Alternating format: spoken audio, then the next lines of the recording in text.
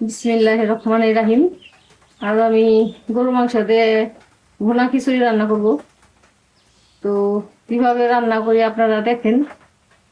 এই মনে করেন যে আর্জেন্টিনা হারছে, যেহেতু দুঃখের ব্যাপার, কিন্তু কালকে রান্নার কথা ছিল, তো কালকে রান্না করিনি, যেহেতু আমরা আর্জেন্টিনার পক্ষে না, আমরা ব্রাজিলের পক্ষে। আমরা অনেক আগে হারিয়ে গেছি, তো আর্জেন্টিনা হারিয়ে গেছে, এই কারণেই এই ভিডিওটা করা।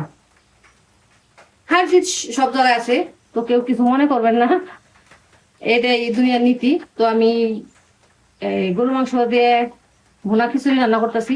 তো আমি আগে এই তেল আর এই জিরা তেজপাতা পেস্ট দিয়ে ফেলাইছি, তারপরে ভিডিওটা করতেছি। পেঁয়াজটা যেহেতু বাদামি কালার হয়ে গেছে, এখানে আমি মাংসটাই আগে দিব। আমি গরুর মাংস দিয়ে রান্না করতেছি।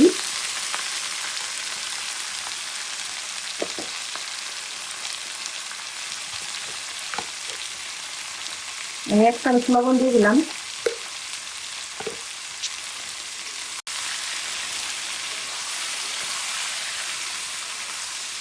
আমি এই মাংসটাকে আগে পোড়া তেলের উপরে ভাজা ভাজা করুন, তারপর আমি মশলা দিই।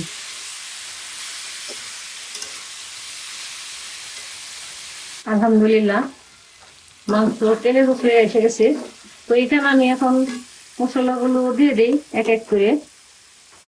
আমি আদা রসুন বাটাটা 3 চামচ দিলাম। বিসমিল্লাহ।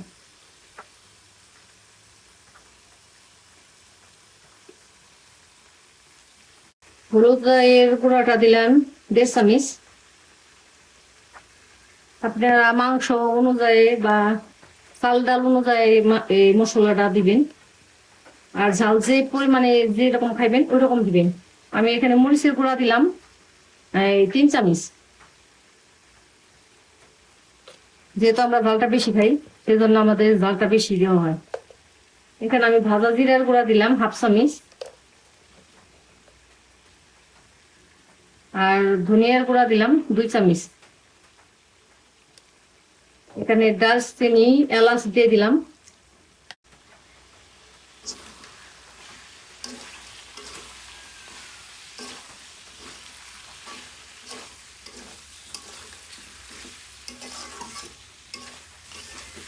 আমি মশলার সাথে মাংসটা কষানোর জন্য একটু পানি দিয়ে দিই।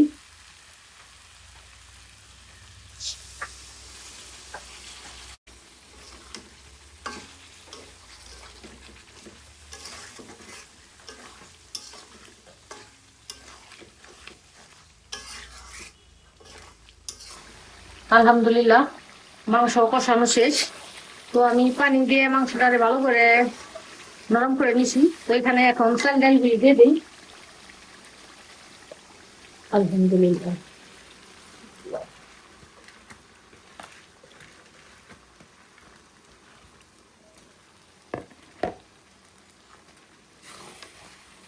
আমার এই কড়াইতে আসবো না, যেহেতু চাল ডাল আর মাংস বেশি। তো আমি অন্য হাঁড়ির মধ্যে ঢেলে নেব। এটার মধ্যে একটু আগে কষাই নি।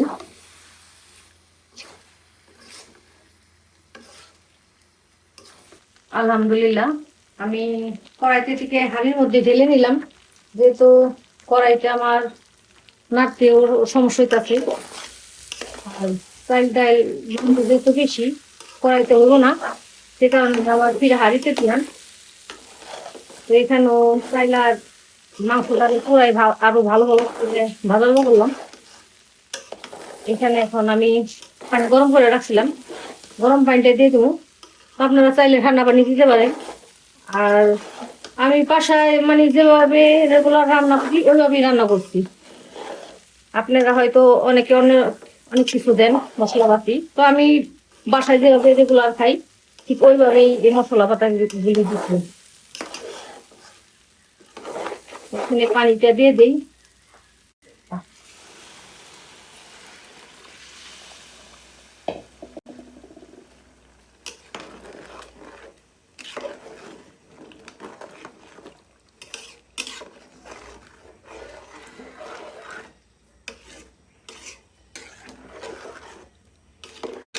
পানিটা তো মাপ বলতে পারলাম না, পানিটা চাইল ডাল উঠাইয়া থাকা দিবেন।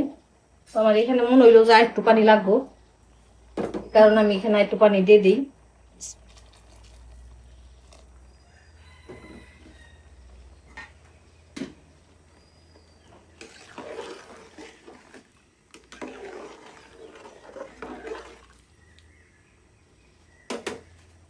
ঢেকে রান্না করি। আলহামদুলিল্লাহ, পানিতেও দিয়ে রাখছিলাম, তো দেখি এখন কি অবস্থা।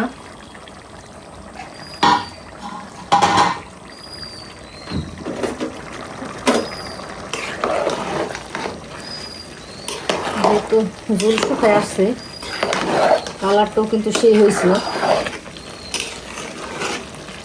গ্রামটা যে সে বাইরেছে না,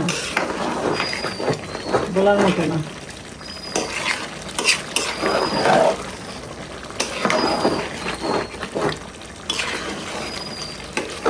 আমি এখানে একটু লবণ চেক করে দেখি।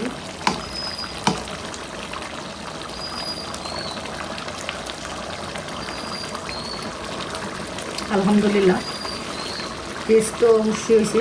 তো লবণ লাগবো, আমি আর একটু লবণ দিয়ে দিলাম।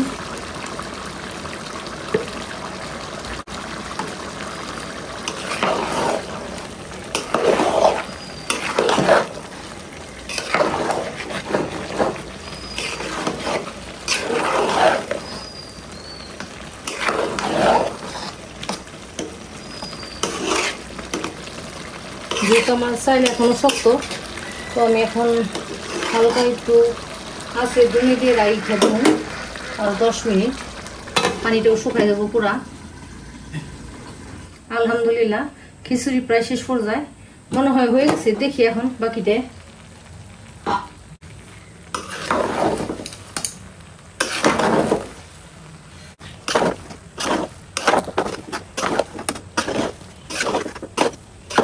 কালারটা কিন্তু সেই সুন্দর হয়েছে, আর গ্রানটা যে বাইরেছে না, আলহামদুলিল্লাহ আলহামদুলিল্লাহ। খিচুড়ি রান্না করা শেষ। আপনারাও বাসায় এভাবে ট্রাই করবেন। যেহেতু আমি ঘরোয়াভাবে বলছি, যে ঘরোয়াভাবে যেভাবে আমি রান্না করে খাই, ওইভাবে আমি আপনাদেরকে দেখাইলাম। আপনারা কেমনি কীভাবে রান্না করেন এটা আপনাদের ব্যাপার। আমি যেভাবে রান্না করি সহজভাবে, আমি আপনাদের সাথে ওই ভিডিওটাই শেয়ার করলাম। আর অনেক দিন পরে ভিডিও দিলাম, যেহেতু আমি অসুস্থ ছিলাম। আর আপনারা আমার ভিডিওতে লাইক দেন না, কমেন্ট করেন না, শেয়ার করেন না। আপনারা যদি আমার সাপোর্ট না করেন, তাহলে আমি আপনাদের ভিডিও কিভাবে দেব?